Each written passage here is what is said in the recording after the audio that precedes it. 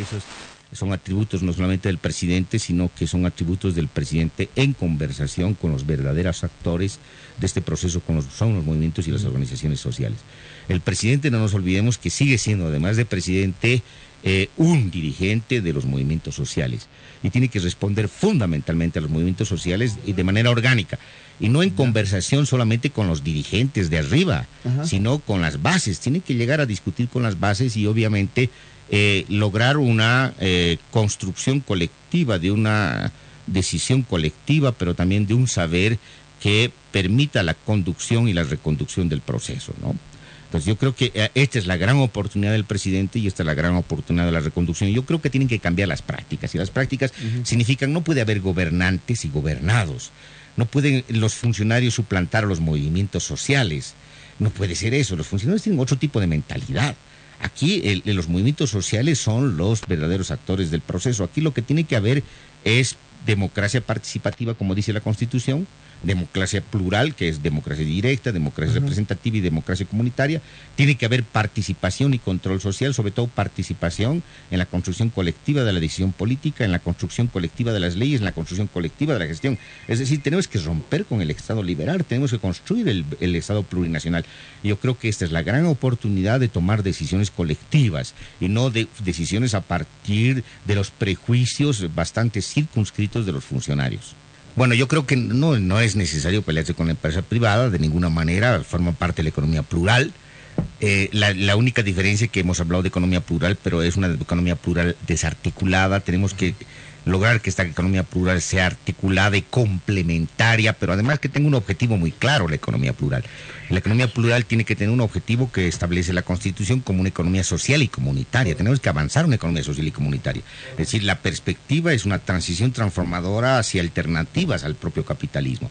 ¿Y eso qué implica? Eso implica obviamente que la empresa privada forme parte, pero de este proyecto de una manera complementaria, no desordenada. Y lo que tenemos que nosotros es reforzar las relaciones de reproducción no capitalistas, porque si nosotros nos quedamos en las relaciones de reproducción capitalistas, sabiendo que nos movemos en relaciones de producción capitalistas, otra vez entramos en una especie de círculo vicioso. Entonces yo creo que puede jugar un papel importante la empresa privada en la medida que, digamos, establezcamos una especie de complementariedad. Pero en relación a esto yo creo que tenemos que tener clara una cosa son las transnacionales y otra cosa es, digamos, la burguesía nacional. Aquí las transnacionales están, llevándose la gran parte de la torta. Y lo que ocurre en hidrocarburos es una cosa y lo que ocurre en minería es otra cosa. La San Cristóbal se lleva $1.000 millones. ¿Cuánto aporta la minería? ¿Qué dice el código minero? El aporte real que dan es el 7%, en cambio en hidrocarburos se da el 60%. ¿Por qué no vamos a cambiar la relación de juegos?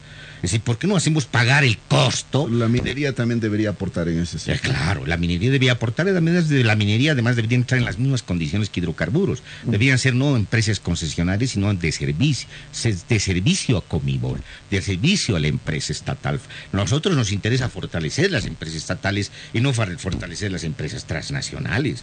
Pero además, en el caso de hidrocarburos no nos interesa solamente de que las nacionalicemos por la vía de la compra de acciones y de nombrar directores, sino que tengamos un control efectivo técnico. Entonces tenemos que resolver un nuevo código minero. Un nuevo código minero y además empezar a atacar la parte del control técnico de la producción de hidrocarburos y avanzar fundamentalmente en esta articulación de lo que significa pasar de lo extractivo y entrar a el modelo productivo. Y en el modelo productivo, si bien vamos a industrializar, pero el fuerte debería ser la soberanía alimentaria. ¿Y qué quiere decir esto? Invertir en economía comunitaria. Es decir, necesitamos dar dinero a las comunidades y enfocar, digamos, el trabajo de las comunidades en función de la soberanía alimentaria. Entonces, ¿qué es lo que estás haciendo? Estás distribuyendo la gran inversión a un montón de actores y no concentrar, digamos, en unos cuantos actores que podrían ser megaproyectos que podrían terminar siendo elefantes blancos y al final no terminan de transformar el modelo productivo. ¿Se puede pensar en crear, por ejemplo, un impuesto a la riqueza? Porque hay un informe del PNUD que yo lo vi, y los países latinoamericanos realmente en el tema tributario cargan más sobre otra gente, digamos, que produce, pero no tanto sobre los ricos de verdad. Entonces debería haber un impuesto directo, señala, ¿no?, a la riqueza, precisamente para limitar las desigualdades graves que hay no solamente en Bolivia. Claro, yo creo que tenemos que concentrarnos en el informe del PNUD, es decir, independientemente de lo que pensemos del PNUD, lo que ha sacado el PNUD es serio, es decir, a partir del análisis del Gini, de los indicadores del Gini, lo que hemos demostrado es de que en realidad han crecido las desigualdades. Entonces, no se trata de indicadores macroeconómicos, no se trata de crecimiento macroeconómico, eso es parte de la estadística.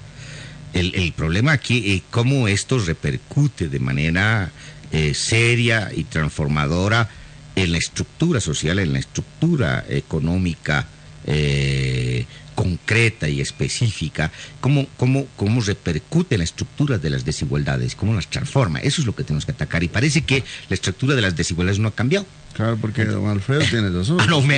Los banqueros han ganado pero un montón de plata sin despeinarse. Claro, entonces ahí está el problema. Entonces, ¿cómo cambias la estructura de las desigualdades? ¿Cómo afectas? ¿Qué tipo de políticas tienes precisamente respecto a lo que hemos considerado siempre, digamos, las desigualdades relativas a las clases sociales? ¿Cómo tienes una política precisamente de igualación de las clases? Entonces yo creo que ahí no solamente hay temas de macroeconómicos, los temas macroeconómicos son sencillamente de equilibrio, son políticas de equilibrio abstractas que sirven para comparación internacional y para, digamos, para cajeros, pero no son políticas de inversión. Lo que aquí tenemos que concentrarnos en políticas de inversión. Eso significa concentrarnos en una comprensión dinámica de la economía. Y eso implica básicamente, yo estoy de acuerdo con Alfredo, de que deberíamos pensar de que ahí se ha hablado mucho. Se ha hablado de 10.000 millones de dólares que están en los bancos, pero se ha hablado de 4.000 millones de dólares que tienen en los bancos privados. Y obviamente Alfredo ha hablado de las reservas, es decir, hay recursos, pero fuera de eso, fuera de pensar en recursos monetarios, nuestros recursos naturales son obviamente capital. Nosotros tenemos recursos, lo que pasa es que no estamos pensando desde el punto de vista dinámico de la economía, sino estamos pensando desde el punto de vista del equilibrio de la economía. Entonces tenemos que pasar necesariamente a una política agresiva de inversiones, pero inversiones que repercutan en la población. Por eso me parece muy importante, por ejemplo, el planteamiento de la CESUV. La CESUV plantea una década productiva, independientemente de si está terminado, bien armado, si estamos recuperando lo del Coraca, y que no hemos discutido lo del Coraca. Independientemente de eso, a mí me parece muy interesante que digan ahora importante que el dinero vaya a las comunidades. Me parece urgente, no solamente a las comunidades. Claro, hay que buscar una especie de combinación complementaria entre lo que ocurre con el Estado, lo que ocurre con las comunidades, con los territorios.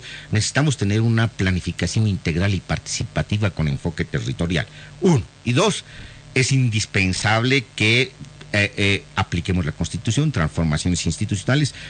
Necesitamos una ley del órgano ejecutivo, una ley de la gestión pública, necesitamos una ley de la economía plural, que precisamente nos ayuden como instrumentos legales a pasar del modelo extractivista a un modelo productivo.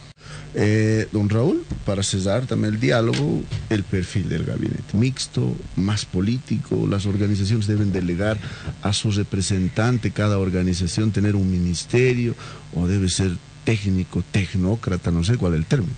Ya, lo que me preocupa a mí es de que todavía no hemos entrado a la transformación institucional, a la construcción efectiva del Estado plurinacional, y por lo tanto a una relación distinta entre Estado y sociedad, donde el Estado debe ser un instrumento de la sociedad en términos de la democracia participativa, y eso equivale a hacer transformaciones en el Ejecutivo, a transformaciones de las formas de gobierno. Ya no pueden ser formas de gobierno liberales, unos gobiernan y otros obedecen, sino tienen que ser formas de gobierno multitudinarias, es decir, con gran participación. Estoy de acuerdo de que tiene que haber una ley de control, pero yo diría una ley de participación y control social, una ley que implique básicamente eso, lo que dice la Constitución, la construcción colectiva de la decisión política, la construcción colectiva de la ley, la construcción colectiva de la gestión pública y la rendición de cuentas constantemente a la sociedad, y medir la gestión pública desde el punto de vista del impacto y de la transformación, no desde el punto de vista de la administración de las normas, no desde el punto de vista solamente de los resultados, ¿no? Porque puedes tener resultados pero que no tengan impacto social, sino aquí de del impacto y de la transformación social.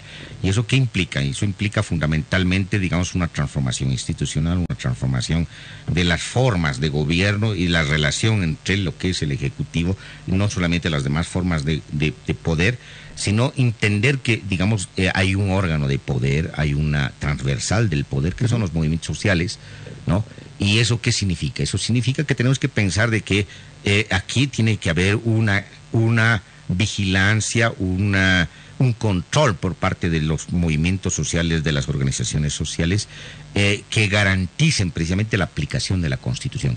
Tiene que haber una especie de suprapoder, si tú quieres, que esté sobre los propios ministerios, que precisamente coordine con los ministerios, con el Ejecutivo y con la propia Asamblea. ¿Quiénes serían los miembros de ese suprapoder? Yo creo que tienen que ser todas las organizaciones sociales de los movimientos sociales, entre ellos fundamentalmente, obviamente, el Pacto de la Unidad. Entonces yo creo que tiene que haber una de esas cosas. En otras palabras, haciendo una especie de paráfrasis a la tesis de Lenin en 1917, todo el poder a los soviets, yo diría todo el poder a los movimientos sociales.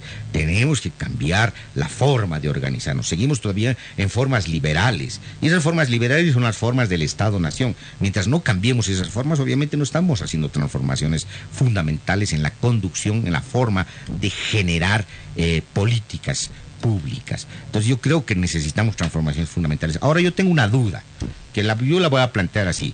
El Alfredo ha hablado de la planificación. Creo que es importante pensar en una ley de planificación integral y participativa, pero yo no estoy seguro que ya el Ministerio de Planificación debería ser una especie de supraministerio, posiblemente, pero yo diría que a partir de la perspectiva de nuestra política desarrollada no solamente en la Constitución, sino en Tiquipaya y lo que ha planteado el presidente en Copenhague y en Cancún, la ley de la Madre Tierra. Yo creo que debería haber un Ministerio de la Madre Tierra, una ley de la Madre Tierra, que ya ha elaborado el pacto ya consensuado con la Asamblea. ¿No basta el Ministerio de Medio Ambiente y Aguas? No, es mucho más grande que eso. ¿Por qué? Porque el Ministerio de la Madre Tierra es una especie de ministerio que articula una visión que va mucho más allá de la sociedad, que incorpora los territorios, que incorpora los circuitos de la vida, del agua, de los suelos, del aire, y los circuitos propios geológicos que tienen un plazo mucho más largo de duración. Entonces, esta articulación, estas políticas que comprenden precisamente los circuitos de la vida, transforman la visión, la política. Ya no solamente es una política antropológica, antropocéntrica y sociocéntrica, sino una política que incorpora a los demás seres. Yo creo que deberíamos pensar que el Ministerio de Planificación debería convertirse en el Ministerio de la Madre Tierra, precisamente pensando de que nuestra coordinación, nuestra armonización tiene que ser no solamente dentro de la composición de las sociedades humanas, sino en la composición y en la articulación